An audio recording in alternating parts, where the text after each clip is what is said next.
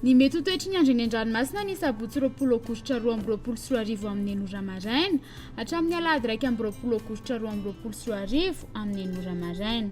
Isy aldrana toy ny avy atsimo andrefana tombana naikasika morontsiraka atsimo andrefana sy atsimon'ny nosy manomboka ny alahady arivo ka hatramin'ny alakamisy ho avy izao.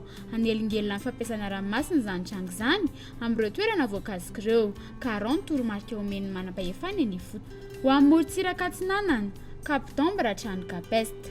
Isorana tandrifin-drahona vitsy andalo. Ho avy atsimo Atsinanana andrivotra ka ho 20 hatramin'ny 20 kilometatra isan'ora. Hahatratra 17 kilometatra isan'ora indraindray manakaiky amin'ny morontsiraka Diana. Anonjapeny Ranomasina, Ahavononja 2 metatra, hahatratra 2.5 metatra any amin'ny tapany ambony. Kapesta Trano Mahanoro, anorana tandrifin-drahona vitsy any amin'ny tendrony avaratra, omena kosa amin'ny akabe amin'ny morontsiraka Sisa. Ho avy Atsinanana andrivotra ka ho 9 hatramin'ny 20 kilometatra isan'ora ny avaratra Sainte-Marie. Ho avy avaratra kosa ny Kafa ka ho 20 hatramin'ny 20 kilometatra isan'ora. Hahatratra 17 kilometatra isan'ora manakaiky amin'ny Mahanoro. Anonjapeny Ranomasina, Ahavononja 2.5 metatra, hahatratra 2 metatra indraindray any amin'ny tapany avaratra.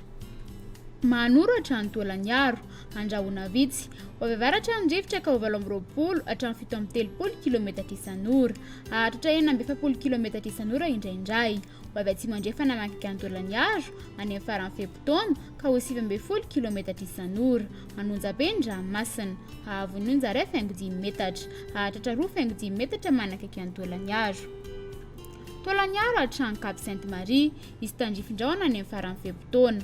Ho avy avaratra andrivotra ka ho 20 hatramin'ny 20 kilometatra isan'ora. Ho avy andrefana kosa manomboka ny Tolakandro ka manodidina ny 20 kilometatra isan'ora. Anonjapeny Ranomasina, Ahavononja 2.5 hatramin'ny 2 metatra. Ho amin'ny morontsiraka andrefana, Cap Sainte-Marie hatrany Cap Saint-Vincent, isy tandrifin-drahona any amin'ny farany Fepitaona.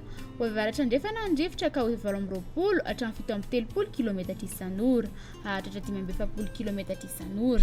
Ho avy andrefana na atsimo andrefana manomboka ny alina ka ho 20 hatramin'ny 20 kilometatra isan'ora.